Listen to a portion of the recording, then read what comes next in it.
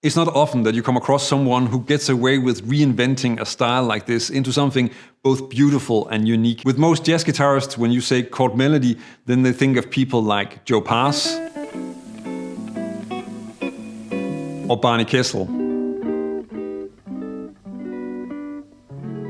Both of these are of course fantastic, but they are what I would consider a more traditional approach to chord melody. And jazz is not only a tradition, it's also a style of music that, while staying true to its roots, also luckily keeps changing and evolving. You can explore the independent sound and possibilities of the electric guitar to create something else entirely. And I think that is exactly what Bill Frisell does in this version. Days of Wine and Roses is a jazz standard that Bill Frisell really likes to play, since there are quite a few versions of it on YouTube, and he also uses it in his masterclass video as an example for chord melody.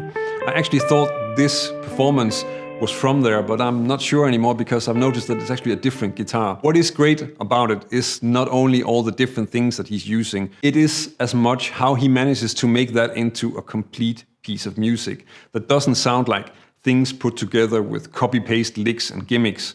In that respect, he really reminds me of Hendrix.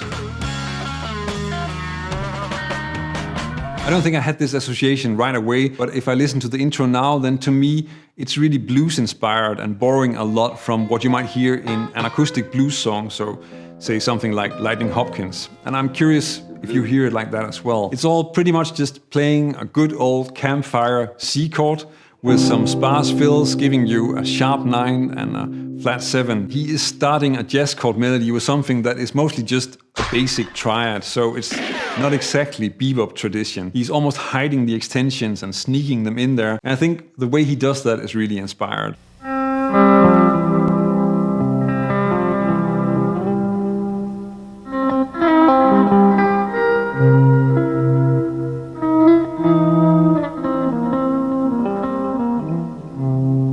I might get slaughtered in the comments for this, since I'm saying that he doesn't use chords, because he is playing a chord in the first bar of the melody, and a very basic and simple jazz chord at that, but he doesn't harmonize the song the way you would usually work through a jazz song. Sort of the standard way to create chord melody that I've also taught in several videos, even using this song, is of course to just put a chord under the melody on the heavy beats of the bar.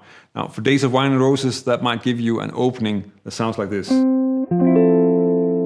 And that is very solid because it gives you a very clear picture of the harmony and the melody, but this approach is also very much focused on harmony and making that an important part of it, where Frisell's take is much more about giving the melody a chance to shine, something you will see several examples of along the way, and he also talks about it in his masterclass video. You know, you don't need to play big fat chords or reharmonizing. I mean, This way of giving priority to the melody also sort of explains why he often prefers to just play the melody alone, and once that is there, and if there's room, then he adds things around it. If you listen to him like this, then I think you understand what he does a lot better. At least to me, it makes a lot more sense.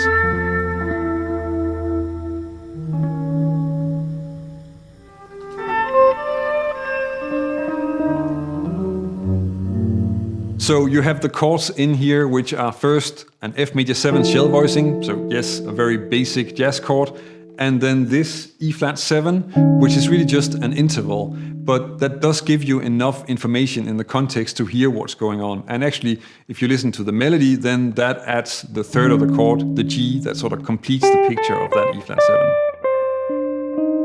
A quick side note about the sheet music, because it's kind of complicated, but of course if you're only reading the tabs then you won't care. But the entire performance is rubato, so I had to interpret it quite heavily when I was writing out the examples. And I wanted to keep the original structure of the song in there, since he is playing that song, but everything is out of time, so it may be difficult to follow, and I did have to make some choices to fit everything in there. But to me, it just makes more sense to relate it to the song, to see what is happening in the context. On the 2 bars of D7 that follows the F major 7 and the E flat 7, then he's turning chords into this mix of arpeggios and smaller voicings, something that you will see more great examples of as well. Here there are 2 voicings put together in a phrase that makes up the D7, and none of them are complete D7 chords. He is really as much playing them as a fill as he's playing them as chords.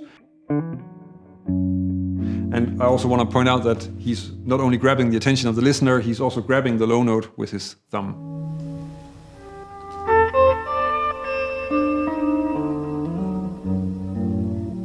Another great example of this is on the G minor 7 chord, which is also an example of how he uses the volume pedal to add color to the sound. Here it's sort of built around this shape, but he always splits it up, also when he uses it later in the song.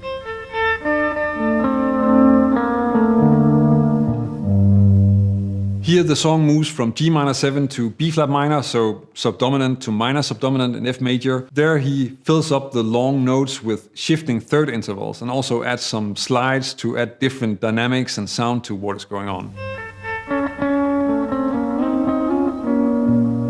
He sort of uses the same concept in the second half when that chord progression comes along again, but there he's playing it with 10th intervals. To me, Bill Frisell is one of the three most important jazz guitarists of his generation, with John Scofield and Pat Metheny being the other two, and I've listened really a lot to all three of them. I am aware that this may be a polarizing opinion, and it is certainly just an opinion more than anything else, so you can always run amok in the comments with complaints about leaving out Mike Stern or John Abercrombie or maybe someone else that you like more. Frisell is definitely the least famous of the three, but like the others, he has really managed to stay true to himself and keep on creating new music and develop new sounds, and he still does. The last year or two I've seen both his trio and a bluegrass project of his live. Both concerts were fantastic. I can only recommend that you check him out if you get the chance. His playing is truly impressive and actually a lot more technical and flashy than the example that I'm covering in this video. The next part of the theme shows how he will sometimes take out a single voice and leave out almost everything else to move from G minor 7 to C7 and then continue from E half diminished to A7. Notice how this also means that he relies only on the melody and just leaves out most of the chords for this section.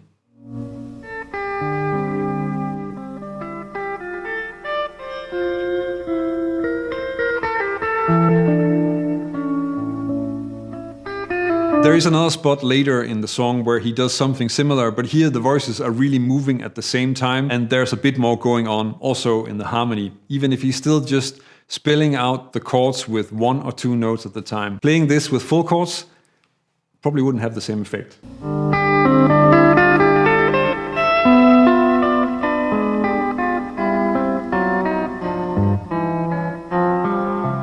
This video of Days of Wine and Roses has him playing an SG, which is not the most common jazz guitar, but which I found out was actually his main guitar for quite a long time after he'd stopped using an ES-175. And in fact, he was at one point playing in a band with Vinnie Colaiuta, which maybe is a bit of a random fact to throw in there, but I just thought it was really weird to think of those two in a band together since they play so differently. In this video, it sounds like the bridge pickup through a Fender amp to me, but of course I can't actually tell for sure. Frisell quite often uses solid body guitars, mostly Telecasters and Strats, but I've also seen him live playing a 335 type guitar, so a semi-hollow, and there was also a long period where he was playing a Klein solid body. The performance has quite a bit of reverb and delay, which is most likely an Lexicon LXP1 for reverb, which is this one, together with a digital delay, usually a pedal of some sort. He was one of the people that I saw using an LXP1 that made me decide to get one, because at that time I saw him using one, I saw Scofield, Rosenwinkel and Ben Monder all using LXP1 reverbs. It seemed like that was the one you needed to have if you wanted to be a real jazz guitarist. Let's look at some more of those strange dominant chord sounds that he has in there. At the end of the first half of the theme, Frisell changes the C7 into a G flat 7, so a tritone substitution. That's fairly straightforward, but as you saw on the D7 in the beginning, then chords are turned into these combinations of arpeggios, intervals and fills. And in this case, he's using that a G flat 7 flat 5 is the combination of two seventh intervals. So G flat and E, and C and B flat.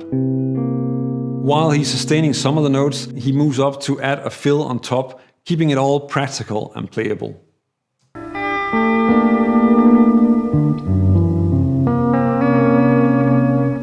The D7 chords are maybe, except from the ending, the chords which are the most surprising. This next example is first an example of a place where the melody is block harmonized, well, at least sort of, and then it disappears into a dissonant, incomplete, A diminished voicing that works as a D7. It's kind of ironic that being vague is also a musical statement.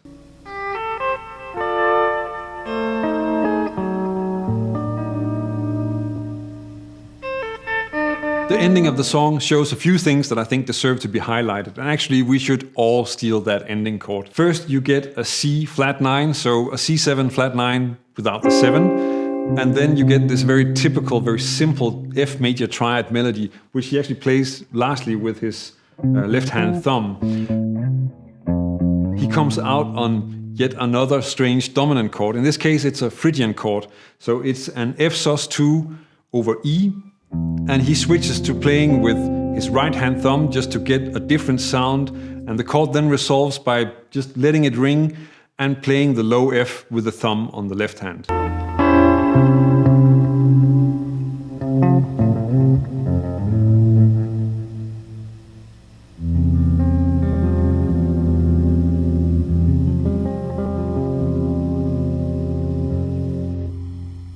If you want to see another example of someone who is a fantastic guitarist and amazing at chord melody, but unlike Bill Frisell is pretty much the definition of real jazz and traditional chord melody, then check out this video where I talk about Joe Pass playing the perfect jazz blues, which is equally unbelievable and totally different from this.